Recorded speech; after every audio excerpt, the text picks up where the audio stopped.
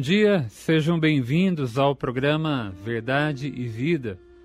Eu sou o Padre Marcos, lá de Americana, paróquia Nossa Senhora do Carmo. Estamos aqui para a nossa conversa sobre a liturgia do fim de semana, esse que é o segundo domingo da Quaresma. Não faz muito tempo, nós celebramos o Natal e daqui a pouquinho vamos celebrar a Páscoa do Senhor. Antes da Páscoa, porém, temos ainda de atravessar a Quaresma. Quaresma é uma palavra que vem do latim, quadragésima. Se refere a esse período de 40 dias entre a quarta-feira de cinzas e o domingo de Ramos. São 40 dias de preparação, de exercícios espirituais para nos prepararmos para a grande celebração da Páscoa, a festa, a principal festa da nossa fé. Vamos falar um pouquinho sobre o significado da Quaresma, dos exercícios quaresmais, a oração, o jejum, a esmola. Vamos falar um pouquinho sobre as leituras desse fim de semana. Vamos compreender o significado de tudo isso para a nossa vida e nossa fé. Sejam bem-vindos! Esse é o Verdade e Vida, edição de sexta-feira, 6 de março de 2020.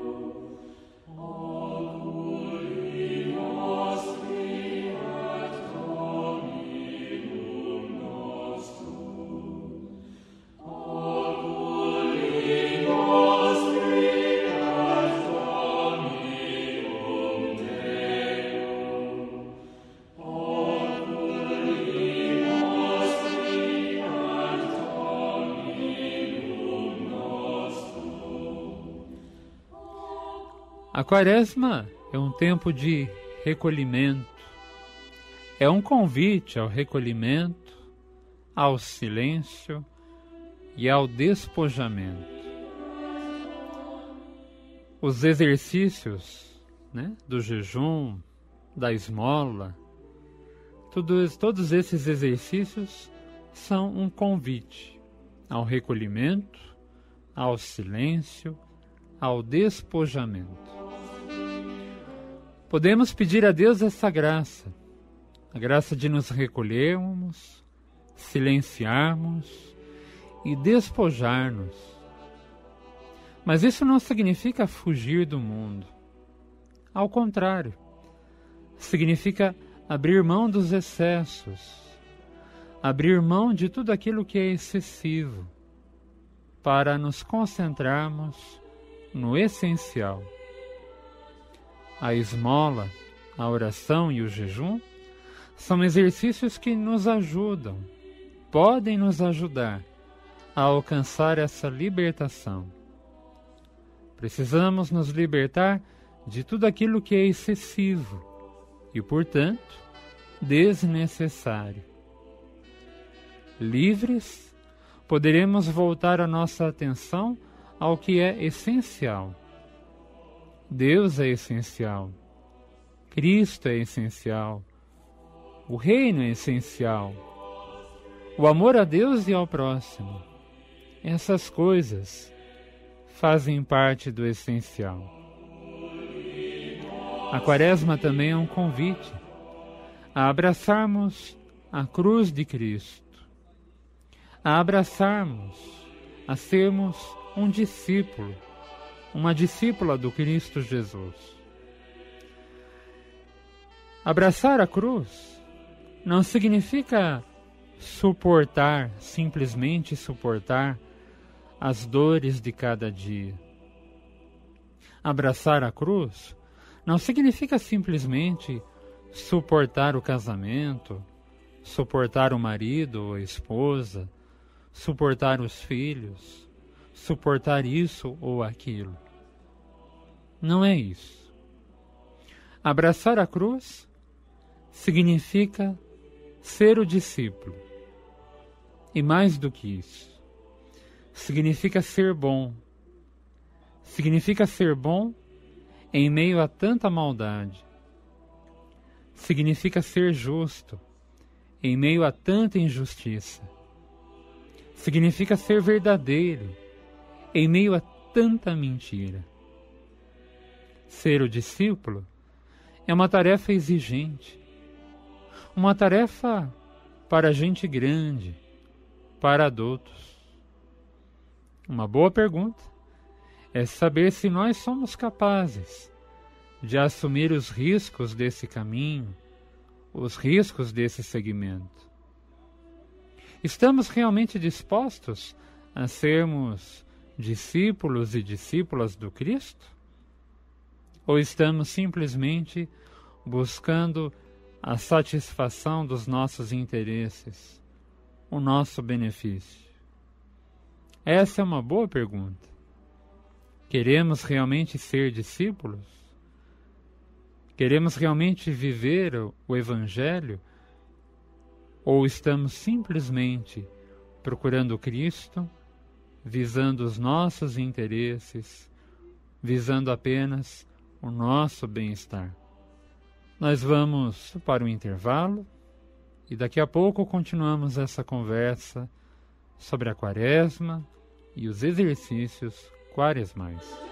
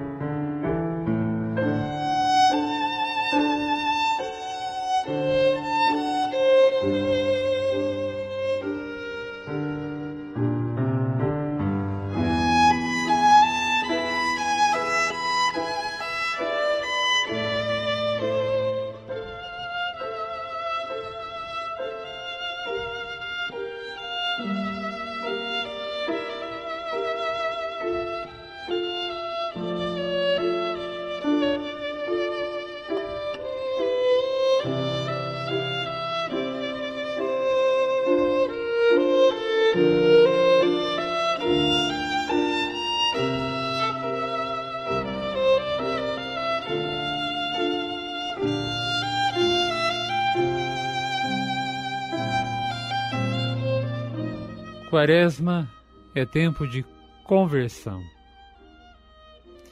É o tempo dos exercícios quaresmais.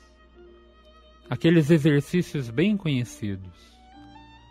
O jejum, a esmola, a oração. Esses exercícios, esses sacrifícios, nos preparam para a grande festa da Páscoa, a festa da vida, a festa da ressurreição. Não fazemos esses exercícios por masoquismo, por prazer em sofrer, por prazer em passar fome, por prazer em fazer penitência. Não. Fazer assim, fazer isso dessa maneira, seria doentio. Fazemos esses exercícios para crescer, para crescermos como gente, como pessoa, como filho e filha de Deus.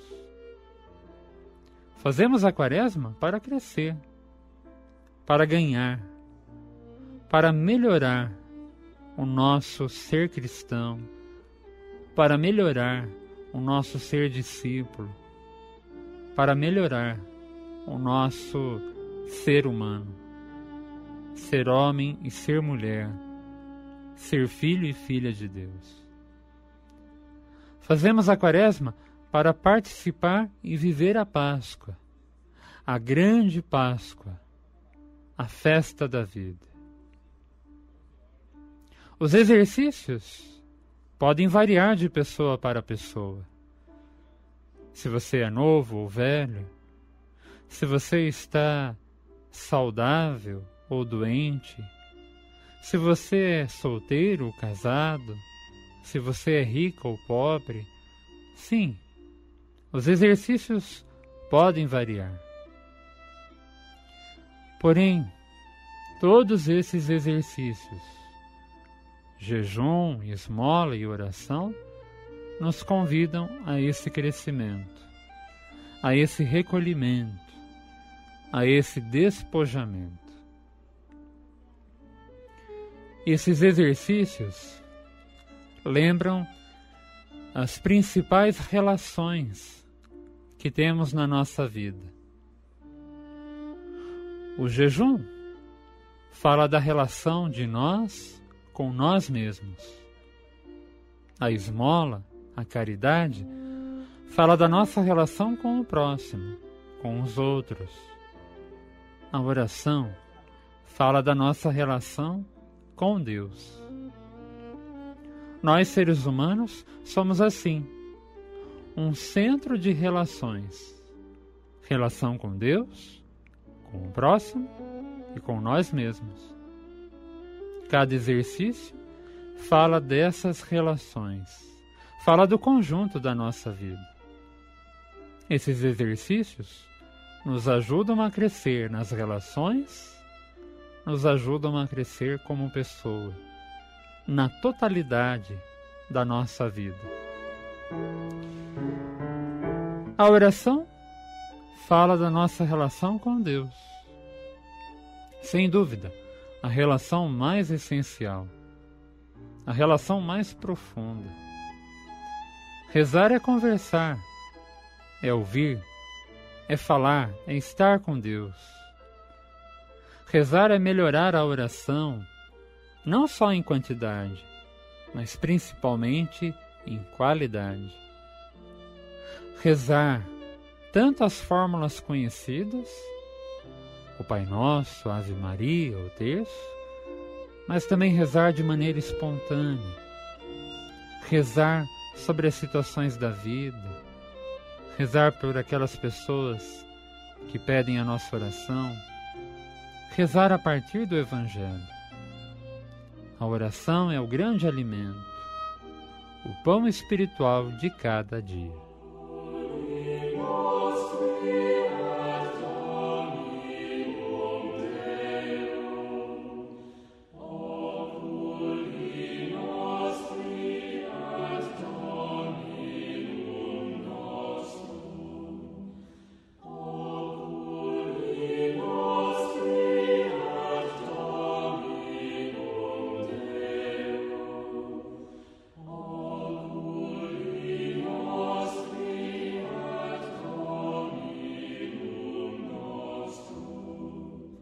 Depois da oração, também é importante a esmola. A esmola não é simplesmente aquela doação aos pobres.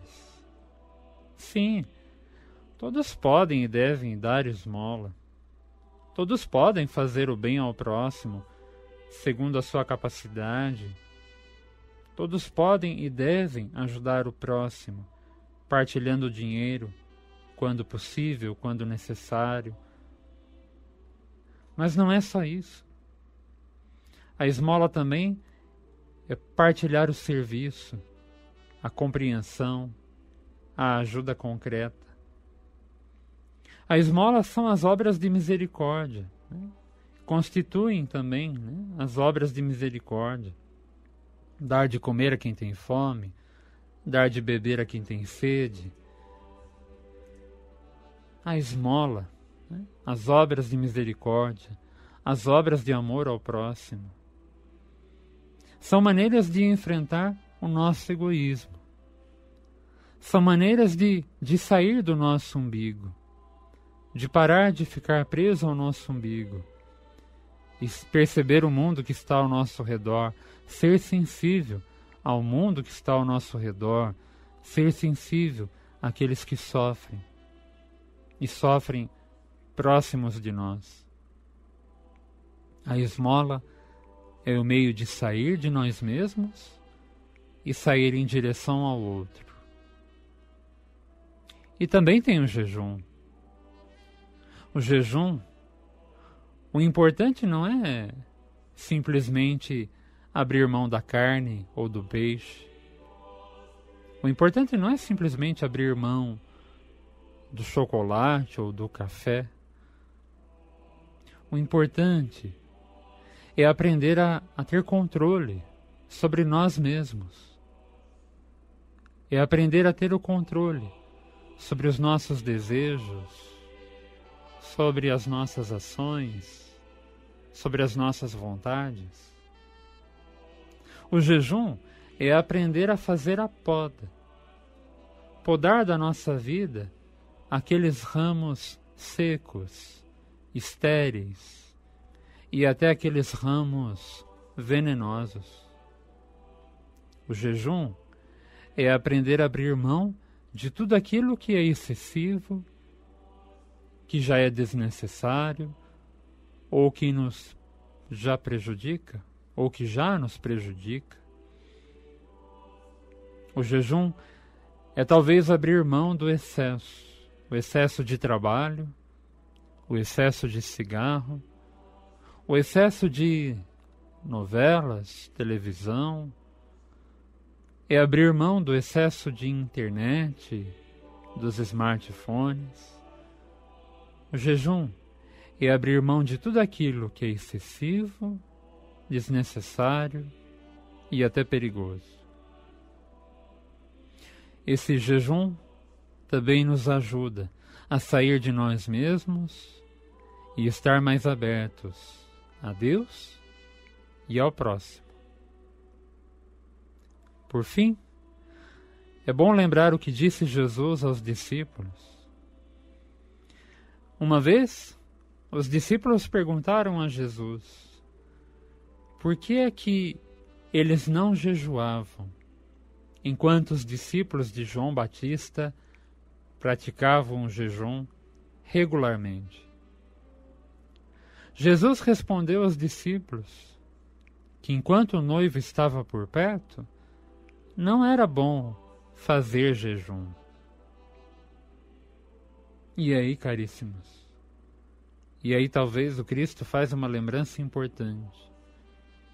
O jejum, a esmola, a oração, esses exercícios devem nos ajudar a estar próximos do Cristo, mas não podem substituir a nossa relação com o Cristo. Vou repetir. Esses exercícios devem nos ajudar a estar próximos do Cristo, mas não substituir a nossa relação com o Cristo. Esse é o perigo, quando os exercícios se tornam mais importantes do que estar na presença do Senhor. Pensa nisso com carinho.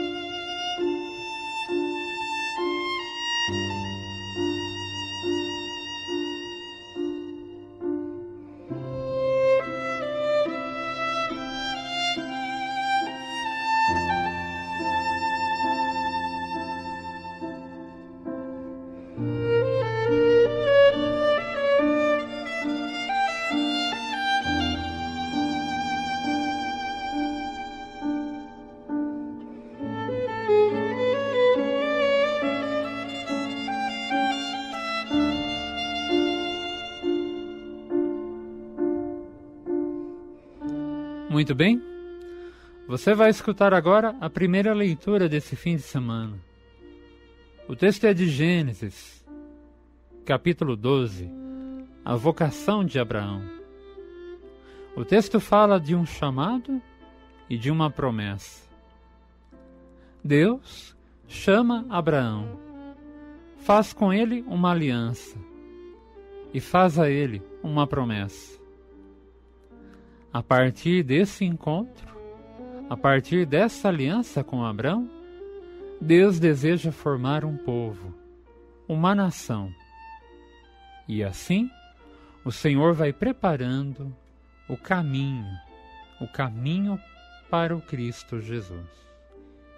Vamos ouvir o texto de Gênesis, capítulo 12.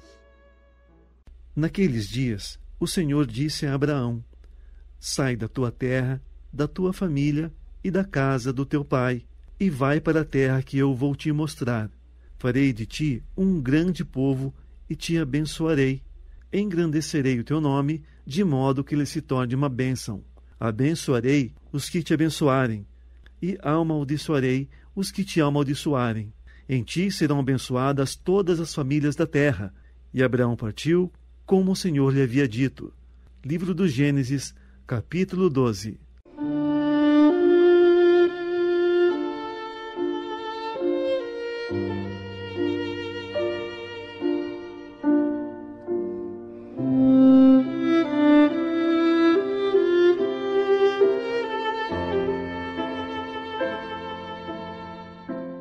Na semana passada, nós refletimos sobre as figuras de Adão e Eva.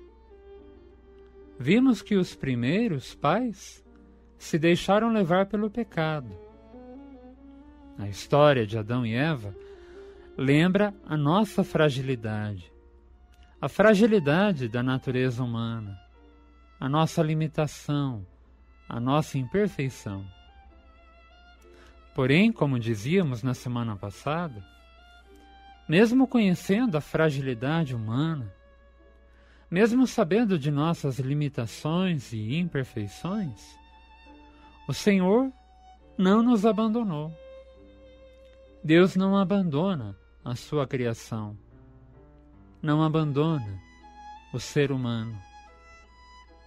Pelo contrário, depois do pecado, Deus procurou meios e caminhos para resgatar a sua criação, para resgatar a família humana. O texto da vocação de Abraão diz respeito a esse desejo de Deus. Ele quer salvar o homem, quer salvar o ser humano, a família humana. Quer resgatar, restaurar a criação. Abraão recebeu um chamado. A partir dele, Deus irá formar um povo. A partir dele, Deus vai preparar os caminhos para a vinda do Cristo Jesus.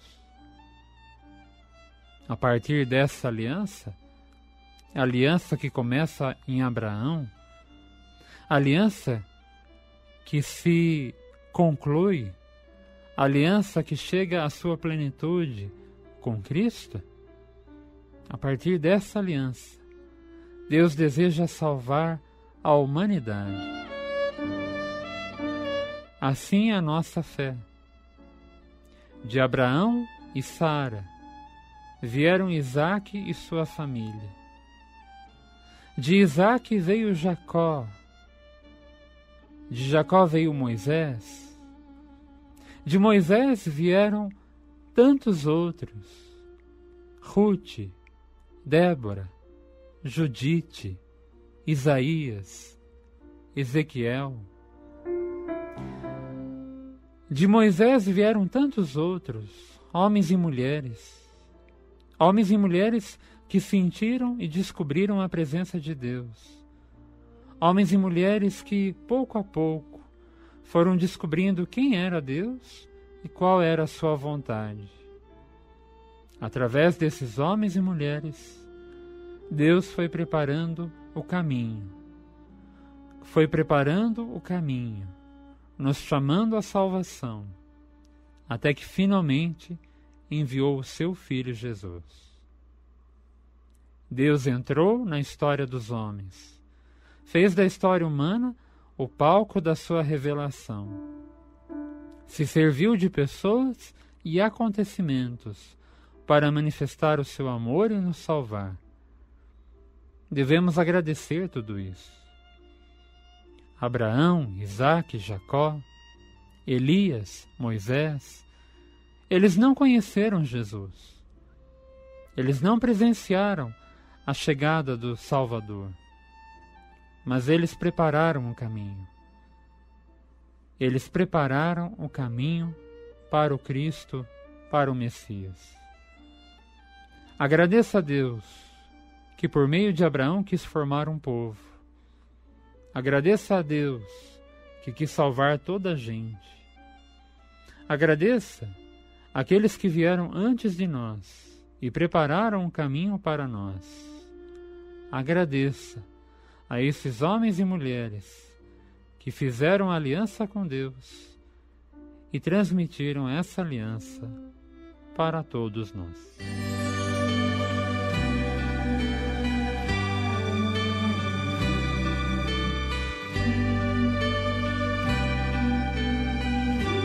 E se eu tivesse a mesma fé que motivou o pai Abraão, a mesma fé dos patriarcas e dos profetas de Israel, eu falaria mais com Deus. E se eu falasse mais com Deus, igual Jesus e sua mãe, e se eu levasse esses mistérios guardados no meu coração, eu viveria bem melhor. Foi por ter fé que Abraão tornou-se pai de multidão. Foi por ter fé que tanta gente viu florescer sua semente. E contra toda a esperança esperou. Pela fé foi que o vencido em vencedor se transformou. Tivesse fé. E se eu tivesse fé, o mundo moraria ao meu redor.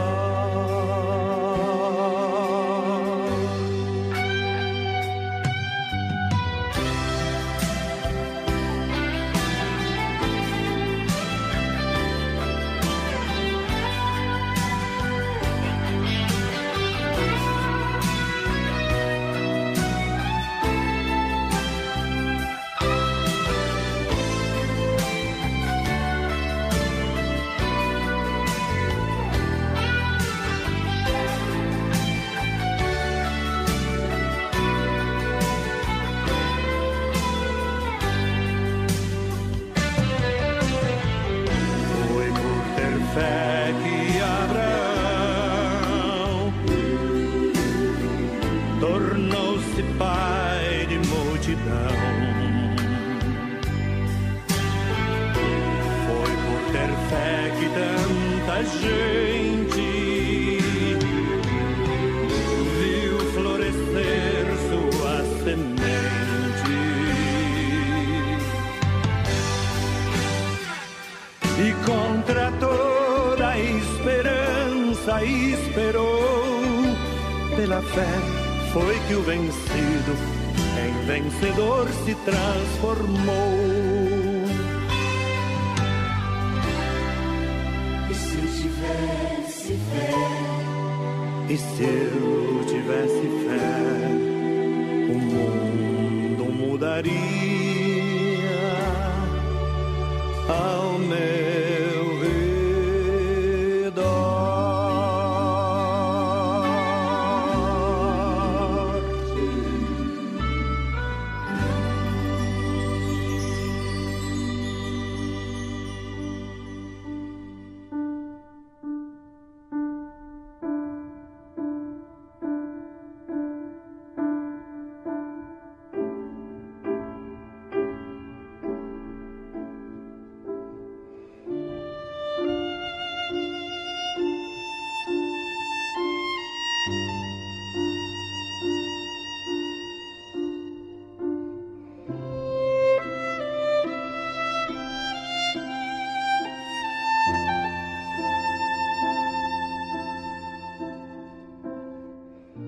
Você vai ouvir agora o evangelho desse domingo, também um evangelho conhecido, a transfiguração do Senhor.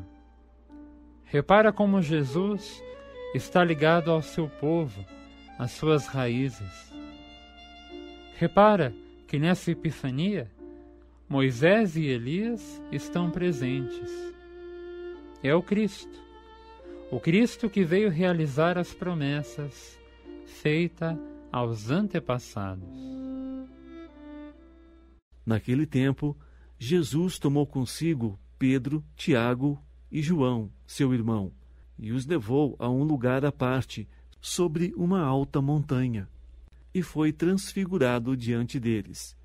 O seu rosto brilhou como o sol, e as suas roupas ficaram brancas como a luz. Nisto apareceram-lhe Moisés e Elias, conversando com Jesus. Então Pedro tomou a palavra e disse: Senhor, é bom ficarmos aqui? Se queres, vou fazer aqui 3 tendas, uma para ti, outra para Moisés e outra para Elias.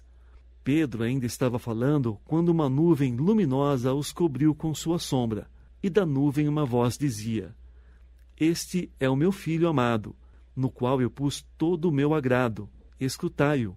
Quando ouviram isto, os discípulos ficaram muito assustados e caíram com o rosto em terra. Jesus se aproximou, tocou neles e disse: Levantai-vos, e não tenhais medo.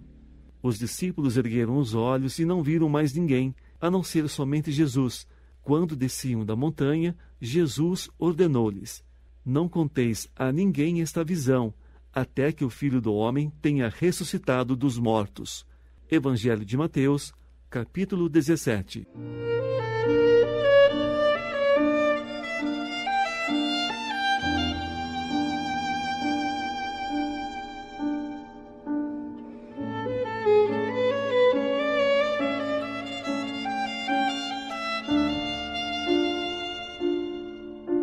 Jesus subiu a montanha e transfigurou-se diante dos discípulos. Revelou a eles a sua verdadeira identidade. Revelou a eles que vinha da parte de Deus. Ao seu lado estavam Moisés e Elias. Os profetas confirmam que Jesus veio realizar as antigas promessas. Esse Jesus está em sintonia com as promessas feitas ao povo de Deus. Está em sintonia com a aliança feita com Abraão. Está em sintonia com a sua gente. A transfiguração também pode nos ensinar um pouquinho sobre o papel da oração em nossas vidas. Na oração, nós podemos acolher a nossa própria transfiguração. Podemos permitir que o Senhor transforme a nossa vida, libertando-nos de tudo aquilo que nos desumaniza, de tudo aquilo que nos diminui como pessoa e como filho e filha de Deus. Somente a oração nos torna capazes de acolher a presença divina, mudando-nos interiormente, para que também exteriormente sejamos um sinal do amor e da misericórdia divina. Tudo isso é possível, se quisermos, se formos sinceros, se permitirmos a ação do Senhor. Na prática, isso significa se libertar de toda vaidade, orgulho e ilusão. Significa buscar um novo olhar e uma nova atitude perante as pessoas e todas as coisas. Significa não apenas desejar o reino, mas trabalhar pelo reino. Significa não apenas gostar de Jesus, mas ser o seu discípulo, carregar a cruz. Significa descobrir, com a ajuda do Cristo, a alegria de viver essa nova vida, a vida do crucificado e do ressuscitado. Peça a Deus a graça de experimentar essa comunhão, essa transfiguração, vivendo a fé e vivendo o amor.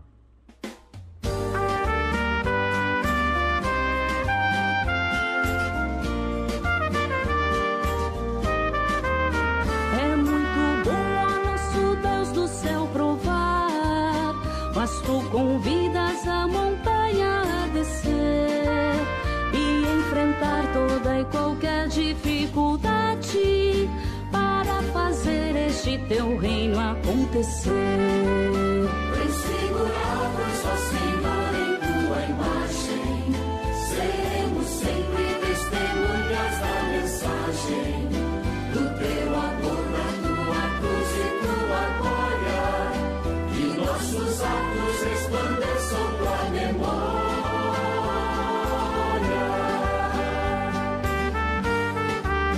Ordem do Pai, este é meu filho muito amado. Sejam felizes, façam o que ele vos disser. A humildade, a mansidão e a caridade são estes passos para escutar o que Deus quer. Transfigurados, ó Senhor, em tua imagem, seremos sempre testemunhas da mensagem do teu amor, da tua cruz e tua glória, que nossos atos resplandeçam tua memória.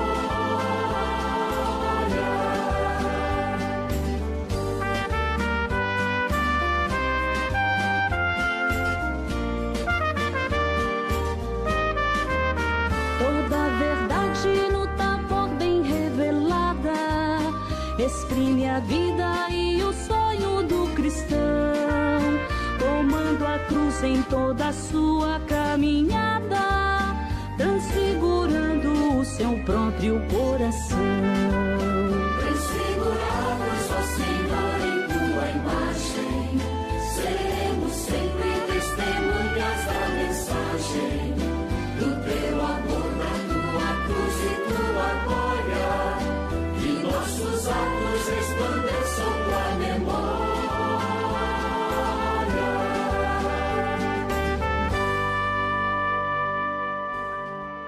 Chegamos ao final do programa. O Verdade e Vida é uma produção da Rádio Magnífica. Na gravação e edição do programa, o amigo Mazola. Gerenciando o canal do YouTube, o jovem Lucas Piscinin. O texto, as músicas, são por minha conta. Obrigado pelo carinho, pela amizade e pela audiência. Fiquem com Deus e até a próxima.